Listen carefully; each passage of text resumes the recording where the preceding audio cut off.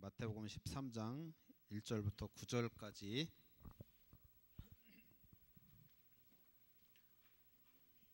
우리 마태복음 13장 1절부터 9절까지 우리 한 절씩 교독하겠습니다. 그날 예수께서 집에서 나가사 바닷가에 앉으시매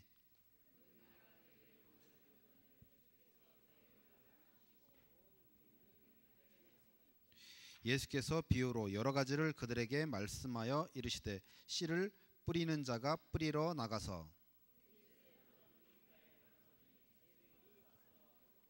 더러는 흙이 얇은 돌밭에 떨어짐에 흙이 깊지 아니하므로 곧 싹이 나오나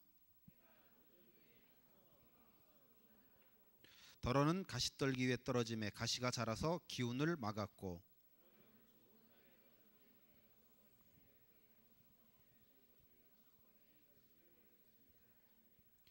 우리 9절 함께 읽겠습니다. 귀 있는 자는 들으라 하시니라. 아멘. 하나님 아버지 감사합니다. 이 시간 오직 예수 그리스도만이 증거되어지는 귀한 시간으로 축복하여 주옵소서. 그래서 그리스도 안에서 강하고 담대한 우리를 될 수 있도록 축복하여 주옵소서. 예수 그리스도의 이름으로 감사하며 기도드립니다. 아멘. 오늘 여러분하고 어린이 헌신 예배인데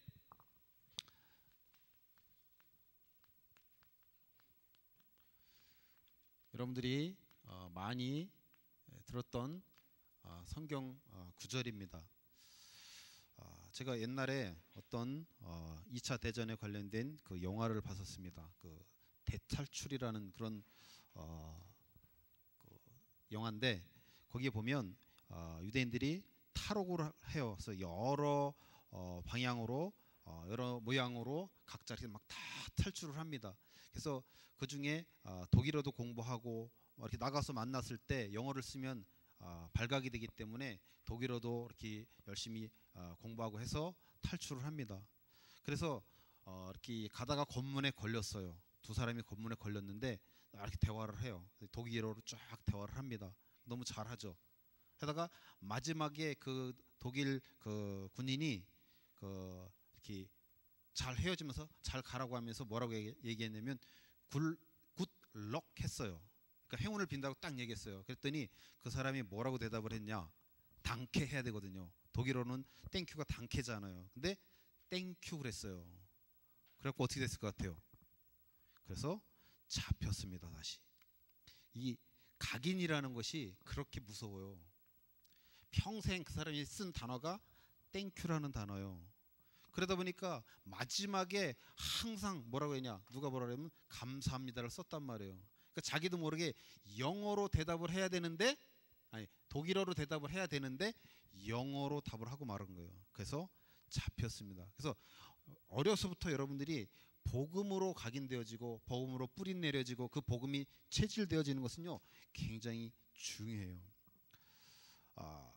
만약에 잘못된 것이 다른 복음이 각인되어지면 결국 앞으로 여러분이 자라면서 나올 수 있는 것은 뭐냐? 결국 다른 복음이 나와요. 그래서 우리가 왜 예수를 믿어야 하는지 그거부터 가장 우리가 기초를 잘 닦아 나가야 됩니다. 올바른 복음을 배우지 않았기 때문에 올바른 배움이 나올 수가 없는 거거든요. 그래서 정말 성경에서 이야기하는 그 복음이 무엇인지를 아는 것이 중요합니다. 내가 체험한 복음 말고요. 우리는 자꾸 내가 체험한 복음이 진짜 복음인 양 얘기하지만 사실은 그렇지 않습니다. 왜냐? 우리가 깨달을 수 있는 그 한계 그것을 넘어설 수 없기 때문에 우리는요 우리 수준에서밖에는 절대로 생각할 수 없습니다. 깨달을 수 없어요. 그 수준밖에는. 그래서 가능한 한 성경에서 이야기하고자 하는 그 복음 말씀하고자 하는 그 복음을 이야기하는 것이 중요한 거예요. 그래서요. 우리 자꾸 체험 강조하고 경험 강조하지만 그것은 다가 아니라니까요. 이사야 55장 8절 9절에 보면 뭐라고 되어 있냐면 그 여호와께서 내 의견과 너의 의견은 다르다는 거예요. 내 생각과 내 생각은 다르다는 거예요. 그러니까 너가 생각하는 그 복음하고 내가 생각하는 복음하고 다르다는 거거든요. 그래서 우리가 올바른 복음이 각인이 돼야 돼요. 어려서부터. 다른 거 말고 정말 성경에서 하나님이 우리에게 주시고자 하는 그 복음 그것이 각인이 돼야 됩니다. 그래서 여러분이 그래서 예배를 드리는 거예요. 그래서 여러분이 말씀을 들어야 되는 것입니다. 그럼 우리가 오늘 씨, 밭, 여러분이 지금까지 이 비유를 보고 어떤 생각을 갖고 있을까요? 다? 이게 무슨 비유죠? 전부 다 밭의 비유라고 알고 있다는 거예요. 왜? 그렇게 배웠으니까. 그래서 뭐라고 했냐? 전부 다 옥토가 키어 여기에. 옥토가 되자 이거예요. 우리 이 황량한 황폐된 이 마음을 하나님의 말씀이 잘 떨어져서 열매 맺을 수 있도록 우리가 마음 밭을 옥토로 바꿔서 하나님 주신 은혜를 풍성하게 누리자, 이렇게 얘기를 한단 말이에요. 그러나 이 비유의 제목은요, 옥토의 비유가 아니에요. 밭의 비유가 아니고 씨 뿌리는 자의 비유예요. 여러분 성경 한번 보세요. 뭐라고 돼 있죠? 씨 뿌리는 자의 비유란 말이에요. 그만큼 우리가 잘못 알고 있어요. 예를 들어서 저도 저 시골서 이렇게 농사를 져봤는데 어느 날 농부가 밭에 갔어요. 밭에 갔더니 밭에 돌들이 막 이렇게 쫙 있어. 그리고 그 가시덤불이 쫙 있어. 그러니까 농부가 밭한테 얘기를 합니다. 야 밭아, 내가 너한테 씨를 뿌려주고 싶은데 너 이 밭이 이게 뭐야? 너 가시덤불, 가시떨기 싹 치워, 돌 싹 치워. 그럼 내가 내일 아침에 와가지고 씨를 아주 잘 뿌려줄게. 그럼 넌 풍성한 열매를 맺을 거야. 라고 만약에 농부가 얘기를 했다고 쳐요. 그럼 여러분 그 농부를 어떻게 생각하실 겁니까? 농부는 정상이 아니죠. 그죠? 아니 밭이 어떻게 스스로 자기를 갈아엎어요? 밭이 어떻게 스스로 가시떨기를 치우고 어떻게 돌을 치웁니까? 근데 우리는 지금까지 우리 스스로 옥토를 만들어라고 자꾸 얘기를 했단 말이에요. 너네 마음밭을 옥토로 만들어라. 밭은 스스로 갈아엎을 수가 없는 거예요. 누가 해야죠? 씨 뿌리는 자가 해야 될 일이요, 그거는요. 근데 우리는 밭한테 그것을 지금까지 계속 요구하고 있단 말이에요. 그게 지금 우리의 신앙 생활처럼 돼버려져 있단 말이에요. 그러니까 여기서 키포인트는요, 옥토가 되는 거 아니에요. 우리가 모두가 다 옥토가 돼서 하나님의 말씀이 우리 그 씨가 떨어져서 열매 맺자라고 가면 그게 뭐예요? 그게 종교로 가는 거란 말이에요. 여기에 키포인트는요, 씨를 뿌리는 그 씨에 있는 거예요. 씨. 씨가 곧 생명이에요. 여러분 이 밭에는요, 밭은 생명이 없어요. 밭이 씨가 뿌려져야 진짜 밭이 되는 거예요. 이 밭은 씨가 뿌려지지 않으면 절대로 열매를 맺을 수가 없습니다. 근데 아무리 가시덤불이고 아무리 길가고 아무리 돌짝밭에도요, 이 씨가 뿌려지면요, 이 씨가 떨어지면요, 이 생명이, 이 씨의 그 기운이요, 그 가시덤불을요 뚫고 올라와요. 그 돌짝을 뚫고 올라와서 반드시 열매를 맺게 되어져 있단 말이에요. 그게 생명이라는 거예요. 여러분요, 우리 자신의 모습을 보면서 우리가 계속 그런 생각하잖아요. 나 같은 것이, 내가 예수를 믿었는데 왜 나는 계속 이 모양 이 꼴이라고 생각하지만 그렇지 않습니다. 우리 속에 이 생명이 있다라고 한다면요, 정말 예수 생명이 있다라고 하면 반드시 열매를 맺는 자로 하나님 그렇게 우리를 만들어 가실 거란 말이에요. 그러니까 여러분들 그것이 우리의 정체성입니다. 그래서 여러분들이요 잘 아셔야 돼요. 그래서 열매를 맺지 못하는 이유가 있어요.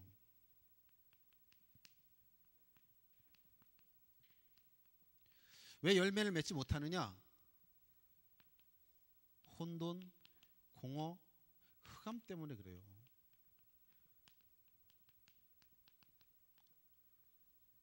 즉 여기는 아직 생명이 없어요. 생명이 없으면 절대로 열매를 맺을 수가 없는 거예요. 그죠? 생명이 있는 자만 열매를 맺을 수 있습니다. 왜 열매를 맺지 못하느냐? 저주의 상태에 있기 때문에요. 이게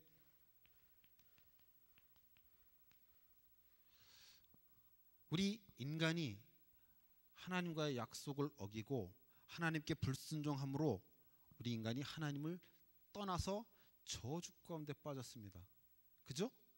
그 하나님을 떠나 그 인간이 저주를 받고 땅도 저주를 받죠. 즉 밭도 저주를 받아요. 그래서 이 저주의 땅에서 뭐가 나오냐? 가시덤불 엉겅퀴가 나오는 거예요. 그러니까 열매를 맺을 수가 없는 거예요. 창세기 4장 가인의 예배와 아벨의 예배 차이가 뭐냐? 땅의 소산으로 드렸다 그랬어요. 즉 가시덤불 엉겅퀴를 가지고 가인은 예배를 드린 것이고 아벨은 언약이 있는 예수 그리스도가 있는 세상 힘을 가지고 드린 것이 아니고 하나님의 약속으로 드린 거란 말이에요. 그게 그 차이라는 거예요. 이 저주의 상태에 있기 때문에 절대로 열매를 맺을 수가 없는 것이에요. 근데 이 땅이 아주 가시덤불 엉겅퀴 또 예레미야서도 보면 아주 황량한 아주 돌들로 가득 찼다라고 그렇게 되어져 있어요. 이 세상을 표현할 때 그렇게 표현되어 있어요. 그리고 왜 열매를 없냐? 예수님이 막으신대요. 여러분 이사야 이거는 읽어보겠습니다. 이사야 우리 8장을 한번 보겠습니다.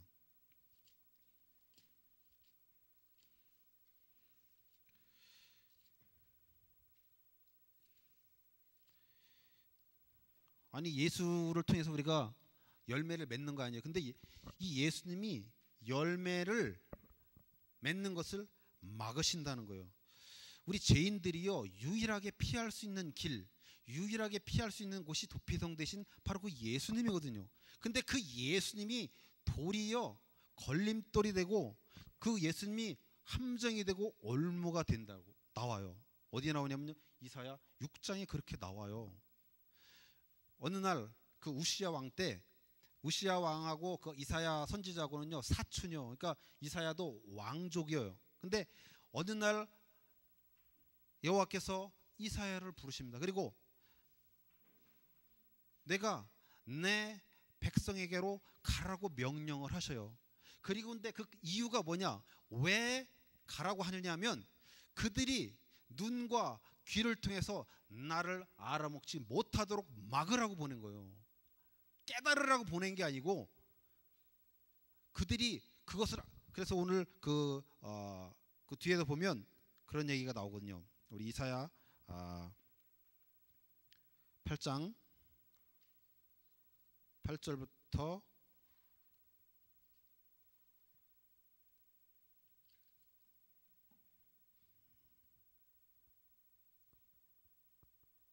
6장 이사야 6장 8절이죠.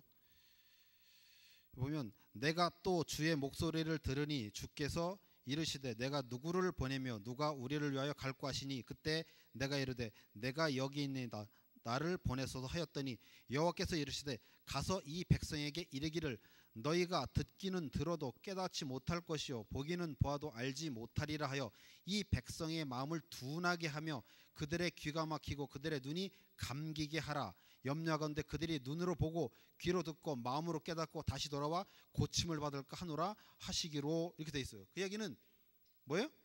그들이 돌아오지 못하도록 그들의 눈과 귀가 열려지지 못하도록 막으라고 지금 보내셨단 말이에요. 열매 맺지 못하는 이유가 예수님이 막는 경우도 있어요. 그러니까 택한 백성이 아니고는 그 눈과 귀가 열려질 수가 없는 거예요. 그러니까 그래서 그것을 우리가 하나님의 심판이라고 하는 거예요. 예수가 어떤 사람들에게는 구원의 길이 되지만 예수가 어떤 사람들에게는요 저주요 심판이란 말이에요. 그래서 영원한 지옥으로 나타나는 거란 말이에요. 그래서 오직 택한 자만 구원을 받는 것입니다. 그 이야기는요 우리가 그 하나님의 나라와 또 영생을 얻을 수 있는 그 유일한 길은 우리의 힘과 노력과 능력과 그 어떤 것이 아니라는 거예요. 오직 하나님의 은혜로만 구원을 받을 수 있다는 것을 말씀하고 있는 것입니다. 우리가 잘나서 우리가 무엇을 가졌기 때문에 우리가 어떤 아까 오전 말씀에서 목사님 주셨잖아요. 우리가 무엇을 했기 때문이 아니라니까요. 내가 예수님을 믿고 싶어갖고 막 기도하고 하나님께 헌신하고 헌금해서 하나님이 나를 하나님 자녀 삼아 주신 게 아닌 거예요. 창세 전에 나를 예정하시고 그분이 나를 불어주셔서 우리가 구원을 받을 수 있었던 거란 말이에요. 그래서 여러분들이요, 그것을 잘 알아야 됩니다. 그래서 이 예수님이 이 비유를 말씀해 주시고 예수님이 이 친절하게 이것에 대해서 해설을 해 주셔요. 설명을 해 주시는데 재밌는 것은요, 이 설명을 그때 수많은 무리들이 예수님을 계속 쫓아다녔거든. 근데 수많은 사람이 있을 때는 해설을 안 해주셔요. 그리고 제자들만 남았을 때 또 설명을 하셔요. 왜 비유로 말씀하시느냐? 왜 비유로 말씀하신다고요? 다른 사람들이 알아듣지 못하도록 하는 거예요. 그리고 제자들에게만 또 요 설명을 쫙 하신다고요. 그러니까 예수님이요, 어떤 사람들에게는 걸림돌이요 함정이요 올무가 될 수도 있는 거예요. 그래서 우리가 길가밭을 보겠습니다. 이 길가밭을 보면 우리 13장 18절부터 볼까요? 마태복음 오늘 본문 거기 보면 아주 예수님께서 친절하게 설명을 해주십니다. 그런즉 씨 뿌리는 비유를 들으라. 18절 나오죠. 그리고 아무나 천국 말씀을 듣고 깨닫지 못할 때는 악한 자가 와서 그 마음에 뿌려진 것을 빼앗나니 이는 곧 길가에 뿌려진 자요. 천국 말씀을 듣고 깨닫지 못할 때는 악한 자가 와서 그 마음에 뿌려진 것을 빼앗는다는 거예요. 그게 길가 밭인 그 상태입니다. 즉 우리 창세기에 보면 소돔과 고모라 얘기가 나와요. 그래서 여호와의 사자가 롯에게 나타나 가지고 너 아내와 자녀들과 또 네 사위들에게 말해라. 내가 소돔과 고모라를 멸할 것이라고 얘기를 한단 말이에요. 그랬을 때 사위들이 어떻게 하죠? 사위들은요 그 장인의 말을요 아주 경홀히 여깁니다. 그냥 에이 뭐 농담처럼 여겨요. 진짜 그런 일이 일어날까? 우리가 하나님 말씀을 듣고도 그렇게 생각하는 거하고 똑같죠. 그 이야기는요, 내가 여기가 좋사오냐 하는 거예요. 근데 이 소돔에서 누린 이 풍요, 소돔과 고모라는요 아주 롯의 그 선택할 때 보면 아주 비옥한 땅이었잖아요. 그러니까 소돔에서 사는 그 모습이 그것을 잃기 싫다는 거예요. 내가 하나님의 말씀은 말씀이고 내가 가지고 있는 그런 걸 다 포기하면서 내가 거기를 떠날 수 없다는 거거든요. 그게 길가밭이요, 길가밭. 바리새인들이 얘기하죠. 그 세리와 창기들을 보면서 하나님, 내가 저들과 같지 않게 하나님을 내가 저들과 같지 않게 해주셔서 감사합니다. 이렇게 바리새인들은 얘기해요. 그러니까 자기 자신들의 삶에 대해서 굉장히 당당해, 떳떳해. 나는 제사도 잘 지내고 난 율법도 잘 지키고 난 열심히 생활해. 자기 자신들에 대해서 굉장히 당당해. 그게 길가밭의 모습이에요. 우리는요 하나님 앞에 떳떳할 수 없는 자들이에요. 하나님 앞에는 당당할 수 없다니까. 어떤 누구도.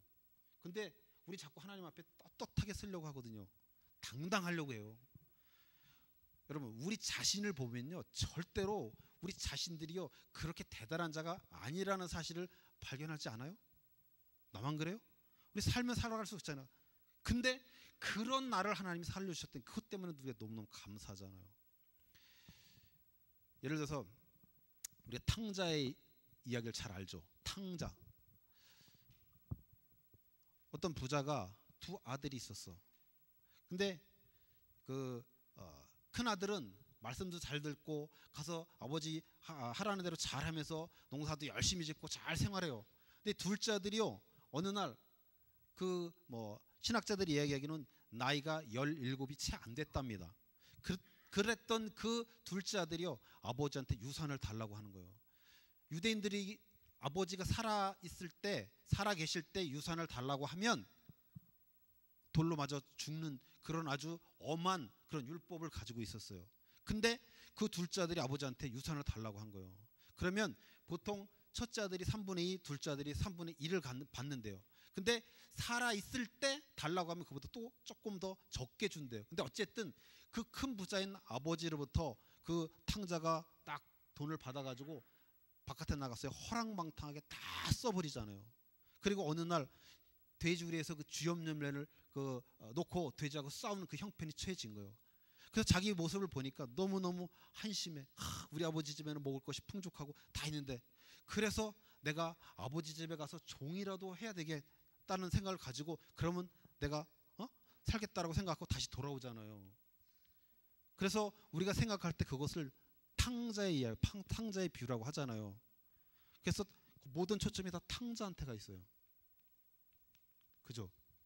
근데 사실은 탕자보다 더 중요한 게 누구냐? 그 아버지예요. 아버지는 하나님이요. 때로는 우리가 그렇잖아요. 우리 스스로도 마음에 안 드는데 하나님 보시기에는 얼마나 마음에 안 들겠어. 그런 행동을 하고 있잖아요, 우리가. 근데요, 이 탕자가 처음부터 나가서 그런 모든 행동할 때까지 아버지가 말리질 않거든요. 그리고 아버지는 처음부터 끝까지 누구한테 관심이 있냐? 탕자한테 관심이 있어요. 한 번도 그 관심, 오늘 목사님께서 말씀 주셨잖아요. 하나님의 관심. 누구에게 있어요?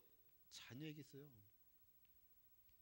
이 아버지는요, 처음부터 끝까지 계속 탕자를 바라보고 있는 거예요. 그 사랑을요, 한 번도 바꾸지 않으셔요. 우리가 하나님 앞에 잘하면 하나님의 관심이 우리한테 몽창 있고, 우리가 하나님께 못하면 하나님이 우리의 관심이 없나? 그렇지 않습니다. 이유는 딱 하나예요. 자녀라는 것 때문에. 이 아버지가 이 탕자한테 온 관심을 다 가지고 있어요. 그래서 탕자가 돌아오니까 그 거리가 먼데 버선발로 달려나가시는 거예요. 반가워서 버선발로 달려나간 것도 있지만요, 율법으로는 그 아들이 동네 사람들한테 돌에 맞아 죽어야 돼요. 그래서 그 아들을 살리려고 뛰어나가시는 거예요. 그게 아버지의 사랑이요. 우리가 좀 부족하고 하나님 앞에 당당하지 못하고 떳떳하지 못하죠. 하나님의 관심이 더 많은 거예요. 내가 부족하다고 하나님이 나를 사랑하지 않으실까? 그렇지 않습니다.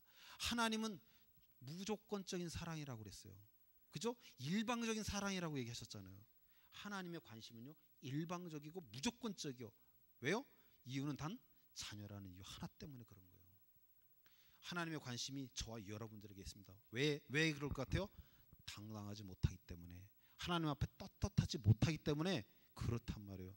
우리는요, 무력하다니까요. 우리는 티끌이에요, 티끌. 그러니까 우리 인간이 흙으로 지음 받았다라고 하죠. 근데 그것은 번역을 그렇게 하는 것보다는 티끌이라고 해야 맞아요. 티끌은 없음이 없음, 아무것도 아닌 거잖아요. 그러니까 우리 인간은요, 하나님의 그 생명이 없으면 아무것도 아닌 존재예요. 나띵이라는 존재란 말이에요. 그게 우리 인간이요. 하나님 앞에서 그렇단 말이에요. 불신자들 앞에서는 당당하고 자신 있고 좋죠. 그렇게 해야죠. 그러나 하나님 앞에서는 우리는요, 떳떳하고 자신감 있게 나 하나님 제대로 하나님을 섬겼습니다 라고 할 수 있는 자가 단 한 사람도 없단 말이에요. 이 땅에 그 어떤 사람도 하나님 앞에 자신 있게 당당하게 설 수 있는 자가 단 한 사람도 없단 말이에요. 똑같단 말이에요. 다 도찐 개찐이요. 뭐 개그 콘서트 도찐 개찐 막 나오죠. 똑같아요. 다. 우리는 하나님 앞에 이렇게 서야 되는 거예요. 그래서 우리 자신들이 바로 길가 밭이라는 사실을 여러분들이 생각하셔야 됩니다. 그리고 두 번째, 돌짝밭이요.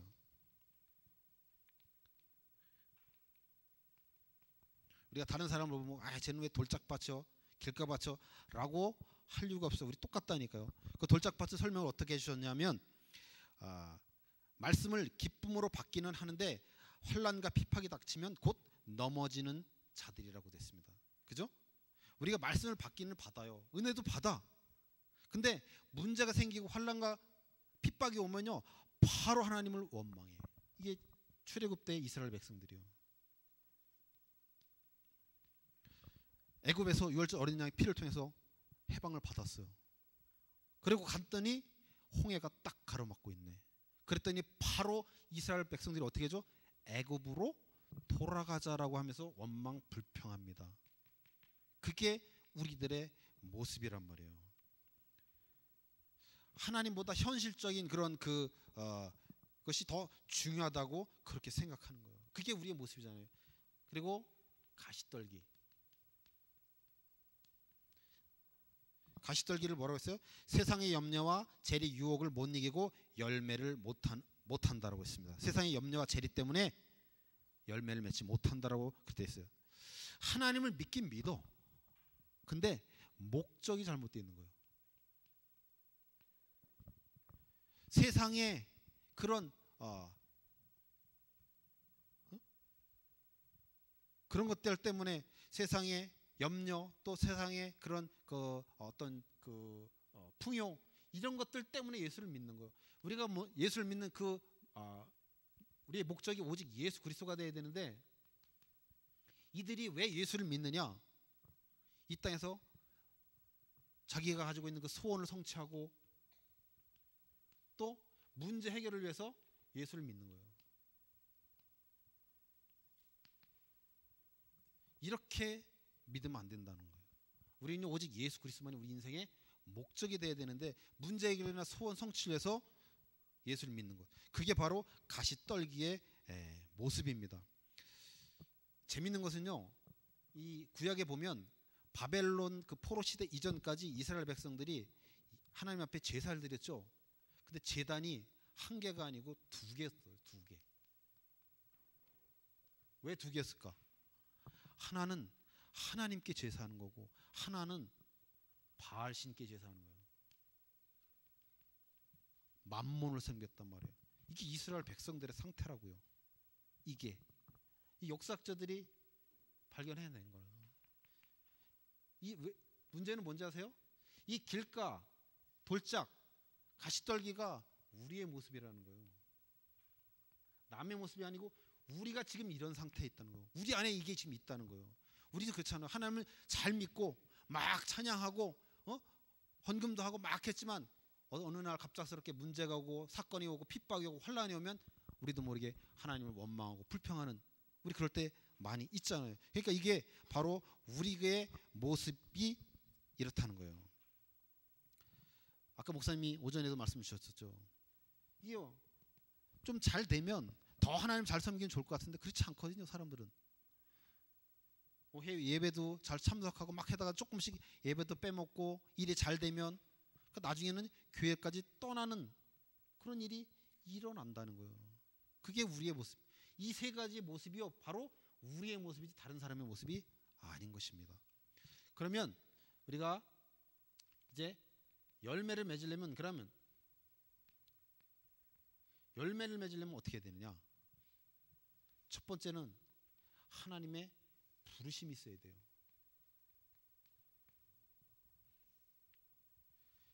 하나님이 부르시지 않으면 절대로 우리는 구원받을 수 없습니다. 그래서 우리는 우리의 귀와 우리의 눈이 열려지도록 하나님이 우리를 불러주신 거예요.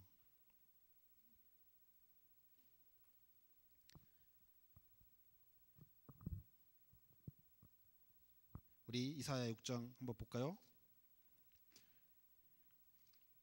우리 이사야 6장 13절 너무 잘 알죠? 여러분들이 거기 보면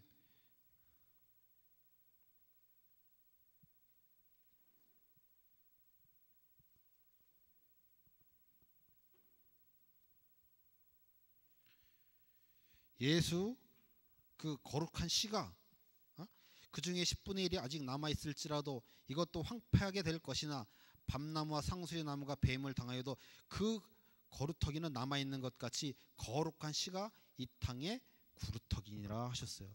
그래서 하나님의 부르심을 입은 자들이 열매를 맺을 수가 있는데 그 하나님의 부르심을 입은 자들에게는 그 거룩한 씨가 심겨지는 거예요. 생명으로.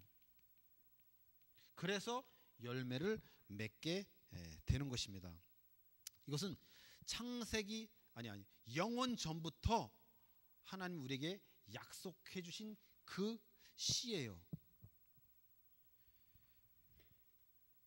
우리가 이 거룩한 씨가 심겨지기 전에는 가시떨기고 길가고 돌짝밭일 수밖에 없겠죠.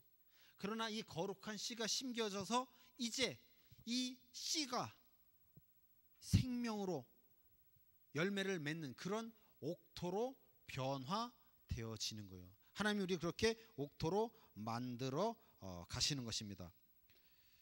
이 생명의 씨가 이제 우리 속에서 열매로 나타나게 될 것입니다. 그래서 이 마태복음 13장의 이 씨 뿌리는 자의 비유 이전에 그 제자들이 예수님께 얘기하죠.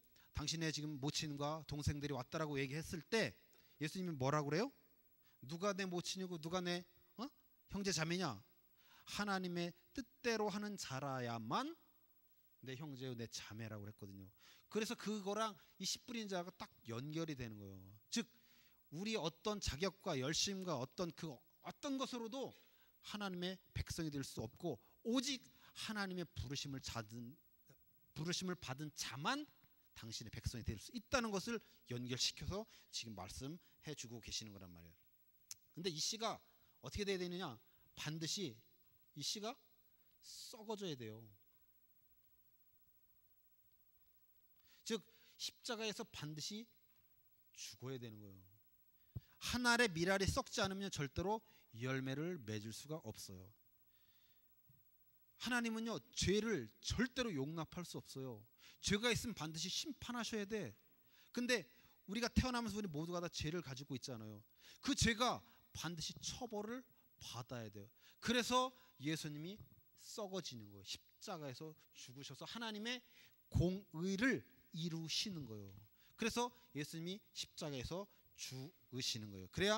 그래야 그 죽음을 통해서 우리에게 이제 열매 맺는 60배, 100배, 60배, 30배 열매를 맺는 자로 그렇게 되어지는 것입니다. 인간 측의 어떤 노력이나 열심이나 공로나 뭐 자격이나 조건이나 우리가 어떤 또 훌륭한 뭐 인격이나 뭐 어떤 도덕적 뭐 이런 그 어떤 것으로도요 안 되는 거예요. 오직 십자가의 죽으심과 부활을 통해서만이 우리가 생명을 얻을 수 있는 것입니다. 그때 이 씨가 썩어지면 열매를 맺게 되는데 재밌는 것은 알곡도 맺는데 가라지도 함께 맺는 거예요. 가라지도 함께 열리고 우리 논에 가면요 그 벼만 있는 게 아니고 피도 꼭 같이 있거든요. 근데 제자들이 해서 그럼 이 가라지를 뽑아버릴까요? 라고 하니까 예수님이 그냥 가만히 두라고 그래요. 냅두려 두라고 하거든요. 우리가 인생의 신앙생활을 하는 동안에 우리에게 날마다 알곡만 좋은 열매만 나는 것이 아니고 때로는 가라지도 나와요. 근데 이게 굉장히 중요한 거예요. 가라지가. 우리는요 이 가라지를 통해서 많은 것들을 사실은 배우게 되어지는 것입니다. 하나님이 이 가라지를 없앨 수 없을까요? 있겠죠. 근데 이 가라지를 하나님이 허락하시는 이유가 분명히 있다는 거예요. 이것은요 성도의 거룩을 훈련하는 하나님의 소품인 거예요. 하나님의 도구예요. 이 가라지를 통해서 우리가 훈련이 되어지는 거란 말이에요. 우리는요 하나님의 능력과 하나님의 은혜를 배워가면서 살아가는데 그 은혜가 어떻게 깨달아갈 수 있냐면 자기 부인을 통해서 깨달아갈 수 있는 거예요. 우리는 나를 계속 부인하는, 그래서 내가 길가밭이요 내가 돌짝밭이요 가시떨기인 모습이 나를 통해서 계속 드러나고 폭로되잖아요. 그럼 그때가 내가 죽을 때고 내가 나를 부인할 그 때란 말이에요. 근데 그 절망 가운데서 내가 폭로되어지는데도 불구하고 나는 그리스도께로 나아가는 자로 하나님께서 이렇게 만들어 가시는 거예요. 그래서 절망하거나 낙담하지 않고 그 생명의 씨 대신 이 그리스도만을 의지하는 자로 가도록 이 가라지가 그 역할을 하는 거예요. 내가 길가밭이요 돌짝밭이요 가시떨기인데 내가 그 하나님의 은혜가 없었으면 난 과연 어떻게 됐을까? 그것을 이 가라지를 통해서 내가 확인하게 되어지는 거란 말이에요. 그래서 가라지는요 우리 신앙생활하는데 하나님이 우리에게 주시는 은혜요, 배려란 말이에요. 그러니까 여러분이 안 되는 부분들 있잖아요. 안 되는 부분도 하나님의 배려라는 거예요. 나는 이것도 못하고 저것도 못하고 왜 나는 맨날, 그게 하나님이 여러분에게 주신 은혜라니까요. 그것을 통해서 여러분이 하나님의 은혜로 한 발짝씩 더 나아갈 수 있게 되어지는 거예요. 그것이 없으면 그 감사가 제대로 잘 안 나온단 말이에요. 그래서 하나님이 그래서 허락하시는 거예요.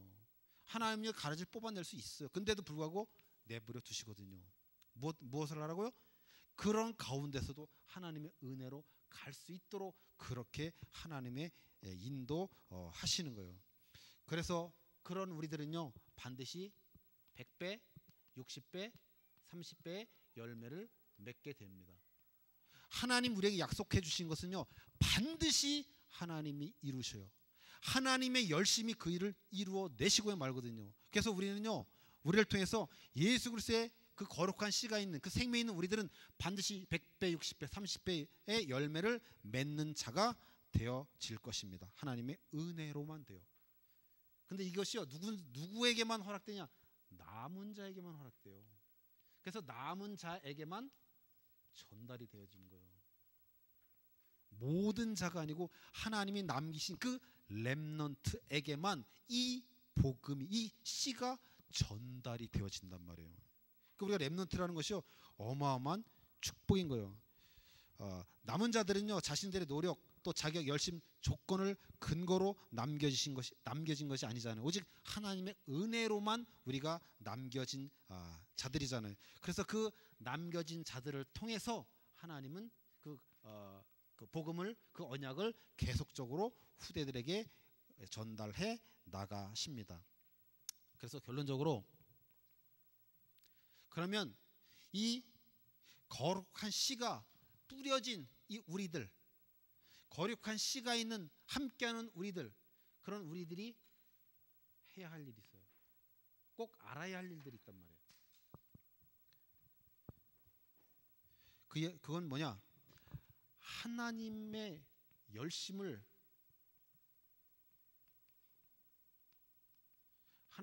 믿고 참고 견디면 돼요. 그러면 반드시 열매는 맺어지게 되어져 있어요. 여러분, 우리 신앙생활 하다 보면요, 여러 가지 일들이 일어납니다. 이 밭에 곡식이 자랄 때 여러분 그 생각하셔야 돼요. 햇볕만 필요한 게 아니에요. 곡식이 자라는 데는 햇볕만 필요한 게 아니고 물도 필요하고요. 때로는요, 어떤 폭염, 어떤 가뭄, 서리, 별의별 것들이, 바람 다 필요한 거란 말이에요. 이런 것을 뚫고 그 생명이 열매를 맺는 거란 말이에요. 그러니까 우리 신앙생활하는데 좋은 것만 가지고 열매를 맺어지는 게 아니에요. 우리에게 일어나는 여러 가지 힘들고 어렵고 환난과 핍박, 좋은 일 다 합쳐져서 선이 이루어지는 거예요. 그 모든 것이 합쳐져서 열매를 낳는 거예요. 그래서 우리는요, 하나님의 열심을 믿는 그 믿음으로 참고 견디면 됩니다. 이것이 그래서 하나님이 우리에게 가라지를 허락하시는 그 이유예요. 생명을 가진 씨앗은요, 절대로 반드시 열매를 맺게 되어져 있습니다. 그리고 두 번째로는요, 바꾸려고 하면 안 돼요. 바꾸려고 하지 말고 가만히 있으면 돼요.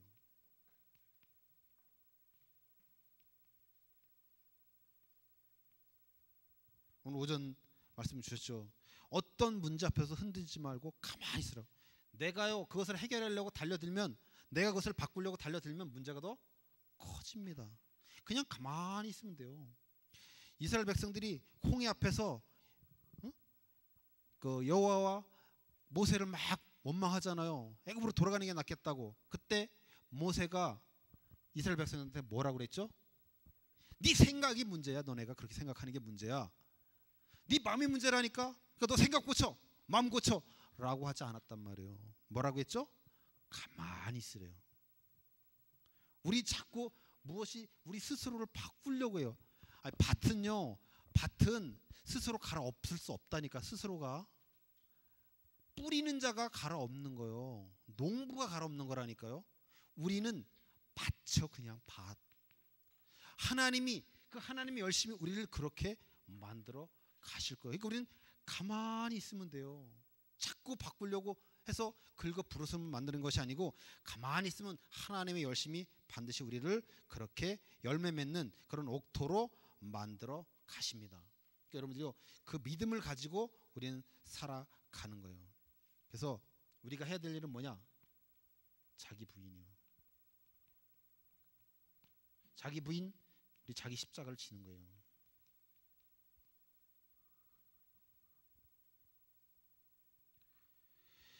예수를 믿고도 그냥 이 모양 이대로, 또 왜 이렇게 예수를 난 잘 믿고 싶은데 믿는데도 계속 고난이 오고 도대체 내 인생은 왜 이래? 그럴 때가 내가 죽을 때요. 내 자신이 죽고 세상에 대해서도 죽을 시간표가 바로 그 시간표요. 그럴 때 내 안에 있는 예수 그리스도가 터져 나오는 거예요. 예수 그리스도가 드러나는 거란 말이에요. 내가 죽을 때 예수 그리스도만이 오롯이 드러나게 되어져 있는 것입니다. 그러니까 우리는요, 늘 자기를 자랑하고 자기를 증명하고 그런 것이 아니고 자기를 부인하고 자기 십자가를 지는 거예요. 이게 하나님이 원하시는 거예요. 그래서 우리가 하나님 앞에는 어떻게 해야 되냐? 항상 상한 심령으로 서야 되는 거예요. 하나님의 자녀는요, 자책할 필요가 없어요. 그리고 떳떳할 필요가 없어. 자책함과 이 떳떳함은요, 다 하나님 자녀가 갖지 말아야 될 것들이요. 왜? 우리가 한 것이 아무것도 없어요. 모든 것은 하나님의 절대 주권 속에 하나님의 계획하신 대로 되어져요. 우리가 어떻게 했기 때문에 뭐가 되어지는 게 아니고 하나님 창세 전에 계획한 그대로 되어지는 거란 말이에요. 그러니까 근데 우리는 무슨 일이 안 되면 자책하고 나 때문에 물론 나 때문에 그렇게 된 이유도 있겠죠. 근데 그것이 하나님이 허락하시지 않으면 일어나요? 안 일어나요. 하나님이 허락하셨기 때문에 일어나는 거예요. 왜요? 오직 예수 그리스도만 의지하라고. 그게 가라지란 말이에요. 그 가라지 때문에도 열매가 맺는 거라니까요. 그것이 내가 안 되는 부분이 나쁜 게 아니고 이것도 하나님이 내게 주신 은혜란 말이에요. 안 되는 부분들까지도 다 그래. 하나님 이런 거 하나 싹 없앨 수 없겠어요? 다 없앨 수 있어요. 가라지 싹 뽑을 수도 있고, 나를 그냥 길가밭이나 돌짝밭이나 또 그 가시떨기로 아닌 그냥 옥토로 처음부터 끝까지 다 할 수도 있겠죠. 근데 하나님은 그렇게 하시지 않아요. 그냥 내버려 둬. 왠지 아세요? 우리가 그것이 아니면요, 더 하나님 잘 믿을 것 같은데 그렇지 못하다니까. 우리 인간이라는 존재가 그렇지 못해요. 우리 인간 완전 죄 악덩어리잖아요. 아니라고 얘기할 수 있는 사람이 단 한 사람도 없다니까. 다 똑같다니까. 그래서 우리는 하나님 앞에 자책할 필요도 없고 떳떳할 필요고 당당한 필요 없어. 항상 상한 심령으로 서야 되는 거예요. 하나님, 내가 이 길가밭, 돌짝밭, 가시떨기밖에 될 수 없었던 난데 어쩌다가 하나님이 은혜 주셔서 나를 이렇게 옥토로 변해서 열매 맺는 자로 나를 이렇게 만들어 가십니까? 하나님 감사합니다. 이렇게 갈 수밖에 없다니까요. 그래서 우리는 하나님 앞에 항상 상한 심령으로, 하나님의 은혜가 아니면 난 단 1분 살아갈 수 없는 연약한 자입니다. 항상 그렇게 써요. 그게 하나님의 사랑을 구하는 거예요. 오늘 하나님께 사랑을 구하라는 게 그게 뭐냐? 하나님께 긍휼을 구하는 거예요. 하나님 나를 불쌍히 여겨 달라는 거잖아요. 그거예요. 다른 게 아니에요. 상한 심령으로 쓰는 거예요. 하나님 앞에는 항상. 그래서 여러분들이요, 하나님 앞에 날마다 상한 심령으로 선 그래야 하나님의 은혜가 우리가 더욱더 풍성하게, 내가 잘났고 그러면요, 하나님 절대 역사하지 않습니다. 왜냐? 스스로 잘할 수 있는데 뭐로 역사하겠어요? 그렇지 않아요. 그러니까 우리는 하나님 앞에 항상 하나님의 사랑을 구하고 하나님의 긍휼을 구하고 그런 자로 서야 되는 거예요. 하나님의 은혜가 아니면 난 절대로 살아갈 수 없습니다. 하나님. 그러니까 하나님, 내게 하나님 은혜로 풍성하게 채워달라고. 그렇게 가야 더 하나님의 은혜를 풍성하게 누리는 저와 여러분들이 될 줄 믿습니다. 우리는요, 탕자처럼 생각하죠. 내가 세상에 이렇게 방황하다가 이렇게 하나님 앞에 딱 뉘우치고 돌아와서 하나님이 이렇게 은혜 받은 자가 됐다라고 생각하지만, 그 탕자도 우리의 모습이지만요, 첫째가 우리의 모습이에요. 첫째, 하나님, 내가 지금까지 하나님 앞에 내 아버지 앞에 못한 게 뭐 있습니까? 저렇게 허랑방탕하게 생활했던 둘째는 위해서는 이렇게 잔치를 벌여주시면서 나한테는 언제 한마디 뭐 양이라도 한 마리 잡아준 적 있습니까? 이 따지는 그게 우리의 모습이잖아요. 하나님 앞에 당당하고 자신 있고 떳떳하게 설 수 있는 사람은 단 한 사람도 없다니까요. 그 첫째나 둘째나 다 우리의 모습이요. 근데 그 아버지는요, 그 두 아들을요, 처음부터 끝까지 계속 관심을 가지고 사랑을 가지고 그 관심이 다 거기에 있어요. 하나님의 관심이 첫째 아들, 둘째 아들은 다 우리에게 그 관심이, 모든 관심이 다 있습니다. 그러니까 우리는 굉장히 축복받은 감사한 그런 존재들인 것입니다. 우리의 신분 자체가 그래요. 우리가 무엇을 해서가 아니고 하나님 앞에 뭐 당당하게 내놓을 게 있어서 그런 것이 아니고 우리가 하나님의 자녀이기 때문에 하나님의 관심 있는 창세전에 부름받은 그 부르심의 존재, 그 거룩한 씨가 심겨진 생명으로 있는 그런 존재이기 때문에 하나님의 모든 관심과 사랑이 바로 우리에게 있습니다. 여러분들이 그것을 우리 삶 속에서 확인해 나가는 그게 증인이에요. 내가 무엇을 하는 게 증인이 아니요. 하나님이 내 삶에 역사하시는 것을 어떻게 일해 가시는지 내 삶 속에서 하나하나 확인해 나가는 것, 그 보는 거란 말이에요. 보는 게 증인입니다. 여러분들이요, 그 그리스도의 증인된 그 축복을 누리는 저와 여러분들이 되길 바랍니다. 그리스도 은혜 안에 있다는 것이 얼마나 크고 놀라운지, 그 그리스도 은혜 안에 있기 때문에 하나님 우리를 강하고 담대하게 만들어 가실 것입니다. 여러분들이 그 하나님이 열심히 믿는 믿음으로 살아가는 저와 여러분들이 되시길 바랍니다. 이제는 우리를 하나님을 기쁘시게 하는 자로, 하나님의 마음을 시원케 드리는 자로, 하나님의 마음을 격동케 하는 자로 은혜 풍성케 주신 예수 그리스도의 은혜와 하나님 아버지의 놀라우신 사랑과 성령의 역사 인도하심이 오늘 이 자리에 함께한 모든 무리들 위해, 또 우리가 한 주 동안 발부해야 될 현장 위에, 이 시간 하나님 앞에 예배드리는 모든 지교의 현장 위에, 우리 선교 현장 위에, 또 하나님을 찬양하는 다 같은 성삼위 하나님의 이름을 부르며 찬양하는 귀한 제단 위에 지금으로부터 영원히 함께 하실지어다. 아멘.